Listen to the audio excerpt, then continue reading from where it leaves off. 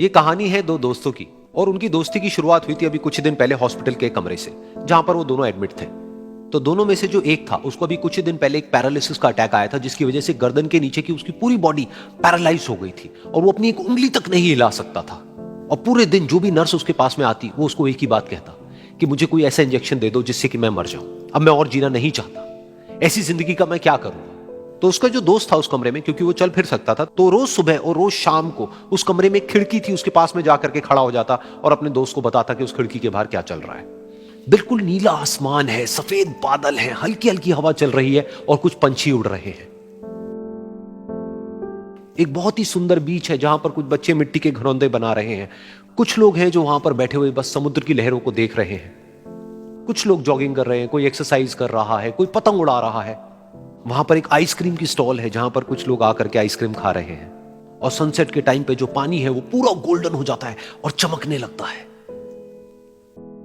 तो शुरू में तो जब उसने वो सब बताना शुरू किया तो उसके दोस्त के ऊपर ज्यादा असर नहीं हुआ, लेकिन धीरे धीरे उसके अंदर जीने की चाह जागने लगी। अब वो सुबह का इंतजार करने लगा कि जल्दी से सुबह हो और मेरा दोस्त मुझे बताए कि आज यहां पर क्या हो रहा है। कुछ दिन तक ऐसे ही चलता रहा। फिर एक दिन जब वो सुबह उठा तो उसने देखा कि सामने वाला बेड खाली है। फिर उसने नर्स को बुलाया और उससे पूछा कि क्या वो डिस्चार्ज हो गया है। तो नर्स ने कहा कि आपको तो उन्होंने बताया होगा, उनके पास कुछ ही दिन बाकी थे और कल रात को ही उनकी डेथ हो गई है। ये सुन करके उसके अंदर की उम्मीद पूरी तरह से टूट गई, क्योंकि सिर्फ उसका दोस्त ही था जिसने उसको बाहर की दुनिया से जोड़ा हुआ था, जिसकी वजह से वो जान पाता था कि बाहर क्या हो रहा है और ये दुनिया कितनी खूबसूरत है। तो कुछ दिन तक तो वो रोता रहा और उसने जीने की चाह छोड़ दी। लेकिन दूसरी ही तरफ से उसके अंदर कहीं ना कहीं एक नई चाह पैदा हुई कि काश मरने से पहले एक बार मैं खुद अपनी आंखों से देखूं इस खिड़की के बाहर कि दुनिया कैसी है। जैसे जैसे उसकी ये चाह बढ़ने लगी, उसको अपने अंदर एक अजीब सी एनर्जी महसूस होने लगी। और फिर एक दिन उसने अपनी पूरी ताकत लगा दी और किसी तरीके से वो बेड से नीचे गिरा और पकड़ पकड़ करके किसी तरह से उस खिड़की तक पहुंचा। फिर उस खिड़की को पकड़ करके वो खड़ा हुआ और खिड़की के बाहर देख लिया। लेकिन खिड़की के बाहर देखते ही वो गुस्से से भर गया।